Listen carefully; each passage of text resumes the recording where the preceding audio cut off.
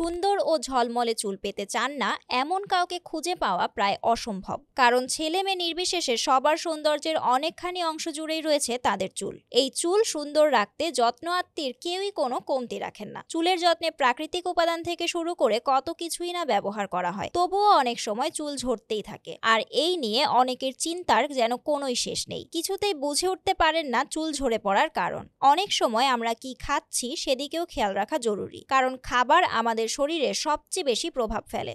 এমন অনেক খাবার রয়েছে যেগুলো অতিরিক্ত খেলে ভয়াবহভাবে ঝরে পড়তে পারে চুল। আজকের ভিডিওতে আপনারা জানবেন এমন কয়েকটি খাবার সম্পর্কে যেগুলোর কারণে অনেক যত্ন করার পরেও ঝরে পড়তে পারে চুল। অতিরিক্ত তৈলাক্ত খাবার। অতিরিক্ত তৈলাক্ত খাবার যেমন ফাস্ট ফুড কিংবা ভাজা পোড়া খাবার খেলে শরীরে অতিরিক্ত সিবাম উৎপন্ন হয়, যা স্ক্যাল্পের ছিদ্রগুলো বন্ধ করে দিতে পারে। এই সিবাম অতিরিক্ত উৎপাদিত হয়ে গেলে চুলের গোড়া দুর্বল হয়ে পড়ে এবং চুলের বৃদ্ধি বাধাগ্রস্ত হয়। তাই দীর্ঘ সময় ধরে অতিরিক্ত তৈলাক্ত খাবার খাওয়ার ফলে চুলের গোড়া দুর্বল হয়ে পড়ে এবং এতেই চুল ঝরে পড়ার সমস্যা তৈরি হয়। এই খাবারগুলো স্ক্যাল্পে অতিরিক্ত তেল জমায়, যা চুলের বৃদ্ধিকেও বাধাগ্রস্ত করে। কাঁচা ডিমের সাদা অংশ। কাঁচা ডিমের সাদা অংশে একটি প্রোটিন থাকে যার নাম এভিডিন।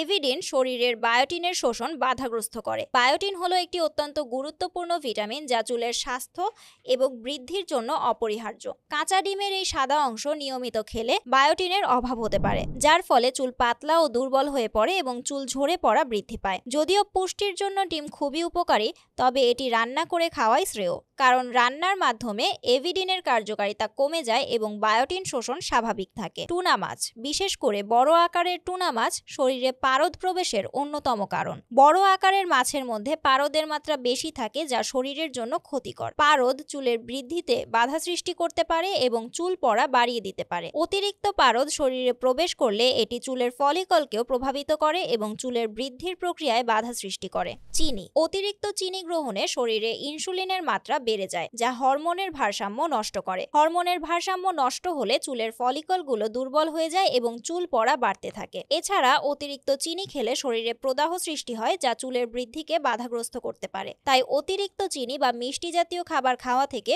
বিরত থাকুন। ক্যাফেইন। ক্যাফেইনযুক্ত পানীয় যেমন কফি ও চা অতিরিক্ত গ্রহণ করলে শরীরে পানির ভারসাম্য নষ্ট হতে পারে, যার ফলে শরীর পানি শূন্য হয়ে পড়ে। পানি দেহের কোষগুলোতে সঠিকভাবে না পৌঁছালে চুলের আর্দ্রতা কমে যায় এবং চুল শুষ্ক ও ভঙ্গুর হয়ে পড়ে। চুলের গোড়া দুর্বল হয়ে পড়ে, ফলে চুল ঝরে পড়ার হার বেড়ে যায়। এছাড়া ক্যাফেইন চুলের বৃদ্ধির জন্য গুরুত্বপূর্ণ হরমোনগুলোকে প্রভাবিত করতে পারে, বিশেষ করে টেস্টোস্টেরন ও ডিহাইড্রোটেস্টোস্টেরন, যা চুলের স্বাস্থ্য ও বৃদ্ধিতে গুরুত্বপূর্ণ ভূমিকা পালন করে। যদিও একটি নির্দিষ্ট মাত্রায় কফি বা চা খাওয়া তেমন ক্ষতিকর নয়, তবে অতিরিক্ত ক্যাফেইন গ্রহণ থেকে সতর্ক থাকাই ভালো। আপনি আপনার চুল পড়ার কারণ খুঁজে পেয়েছেন কি?